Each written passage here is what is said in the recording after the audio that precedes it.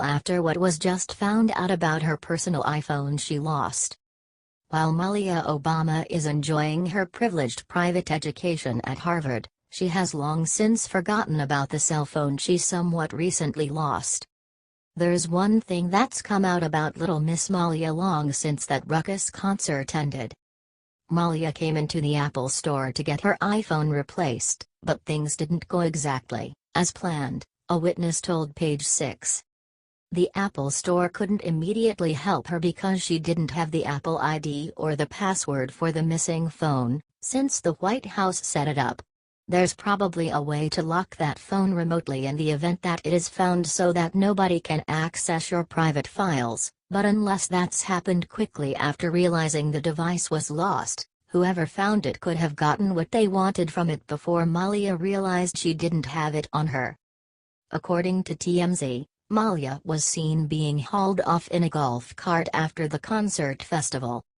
Malia has been raised with privilege and entitlement, and now that she's not a kid anymore, she's opened herself up to public scrutiny with her adult antics, despite what rules liberals claim about kids being off-limits, so long as they aren't President Trump's grandkids. So before people start griping about leaving the kids alone and letting Malia be a young adult who does stupid things, they should consider that double standard.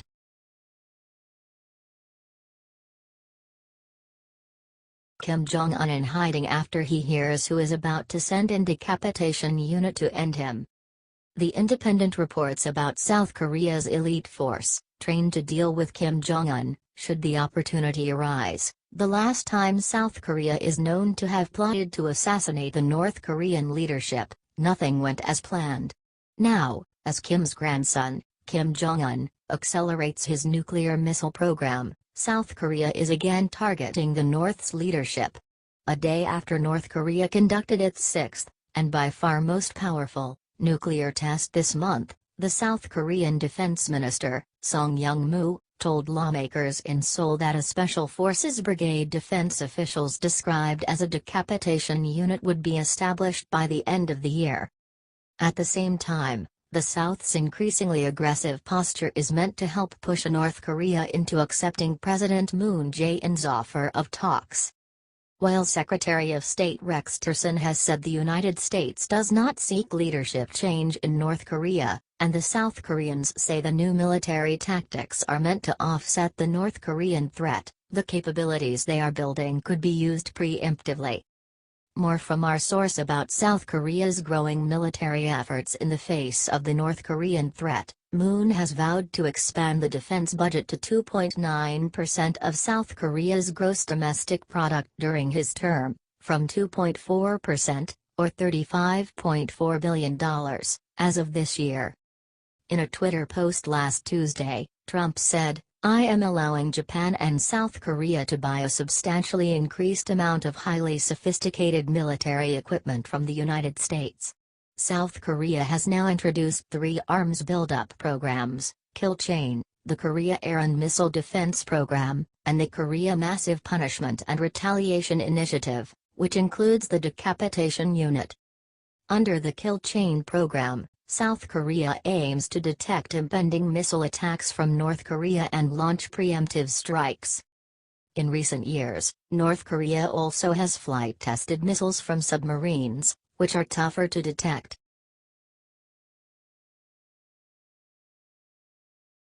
Trump's jealous ex-girlfriend just emerged with disgusting message for Melania on her shirt.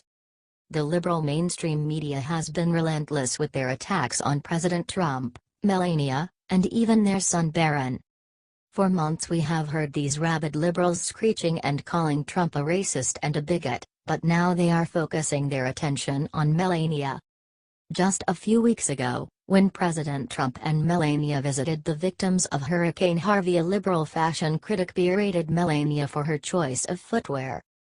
Joy Behar of The View mocked Melania last week on the air after DACA was reversed, saying that Trump only liked immigrants that he could marry. These hateful liberals have mocked Melania for her accent, her clothing choices, her modeling career, and now they are insinuating that she is also being held captive by President Trump. They have tried everything they can to try to destroy Trump and it hasn't worked, so now they will try to rip apart his marriage. These people have no shame whatsoever and will stop at nothing, but Trump and Melania are much stronger than these liberals and their childish attacks.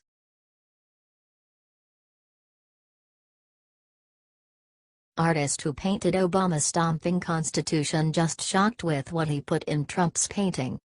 Now, with a new commander-in-chief in the White House, the painter has made another presidential-themed portrait of President Donald Trump and everyone immediately noticed one big difference upon its debut. The politically charged painting that artist John McNaughton created to represent Trump and what he expects to be his legacy, couldn't have been a bigger contrast to his predecessors. McNaughton's painting sums up Trump's success in just his first 8 months in office. McNaughton's painting of Donald Trump's presidency in contrast, Obama said that the Constitution has no meaning, and he has continuously ignored the laws within it. McNaughton released an accompanying YouTube screen share video for his painting. The video shows McNaughton painting the piece with a soundtrack that emulates a movie trailer. McNaughton explained his position behind the painting.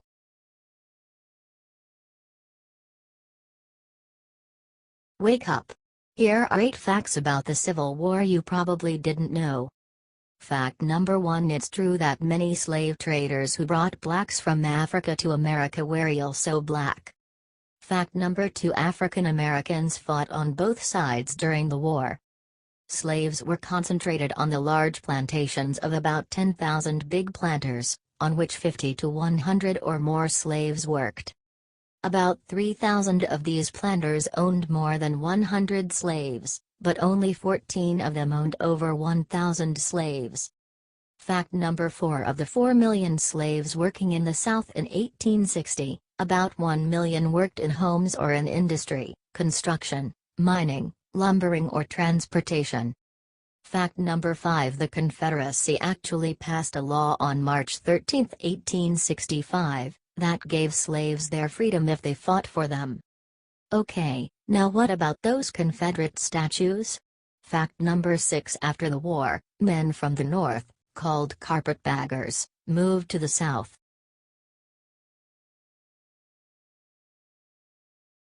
Gerardo Serrano is a revenge-seeking, lawful gun-owning, Kentucky Republican whose truck was illegally seized for the most ridiculous reason you can think of. The bullets found in his truck were lawfully owned because Serrano is a lawful gun owner. Customs seized Serrano's truck under so-called civil asset forfeiture, laws that allow agents to take property from citizens if they're merely suspected of a crime. The customs agents who seized Serrano's truck sounds like a law that can be easily abused. The Washington Post had more details on the incident and reported this according to Serrano's lawsuit. As he tried to explain himself, one of the agents unlocked Serrano's door, unbuckled his seat belt, and yanked him out of the car.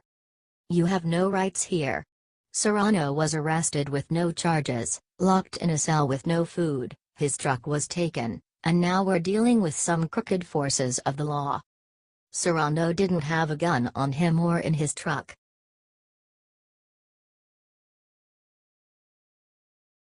Huge US is pushing for microchipping kids ASAP for disturbing reason. Do you support this? As a parent, the thought of your child be taken by a stranger is absolutely horrifying, and we would do anything to protect them. Would you go as far as to chip them? In a news report that ran on NBC, the idea of normalizing microchipping children for safety was broached. Here is more from our Daily Ideas. An NBC News report that promotes the microchipping of children asserts that it will happen sooner rather than later and that Americans will eventually accept the process as something just as normal as the barcode. Microchipping would be an extra layer of protection if something bad does happen. Rodriguez Neely goes on to explain how she has braved skepticism from members of the local Tampa Bay moms group, people like Carrie LeVay, who are wary about implanting their own children. The piece flips back to pushing the idea when it quotes electronics expert Stuart Lipoff, who asserts that microchipping children is safe and inevitable. NBC reporter Melanie Michael appears to agree, remarking that the size of the chip is very very small and that the expert tells us this will happen sooner rather than later. You can bet somewhere someone someday is going to pull this off and we could see those microchips in everyone, she adds. Of course, parents want to protect their children, but this seems to be going just a tad too far, and where does it end? A government that desires to place an electronic device into a person's body in order to track them is pretty terrifying. What happens if the government does not like where someone goes, and where is the information fed to? The reason that the government wants this to be implemented is in order to have control over the people, and that is it.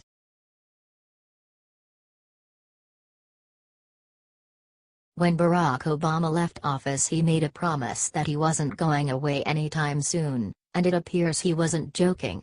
After President Trump took office, Obama has been doing all he can to undermine his presidency, including moving into a home just a few short miles away from the White House. Obama has also unleashed his loyal followers to protest and continue to create as much division as humanly possible across the country. In fact, it was discovered that Obama dumped massive amounts of money to the tune of $400 million towards violent anti-Trump groups on his way out the door, and that is just the beginning. Now, Barack and Michelle Obama have announced their next plan in destroying America that needs to be heard by everyone. When President Trump was elected, conservatives and Republicans across the country breathed a sigh of relief. We all knew that if Hillary Clinton was elected as president, she would continue the same destructive policies of Barack Obama. Thankfully, that was not the case, and Hillary Clinton was beaten. However, that has not stopped Barack Obama from pushing his destructive agenda.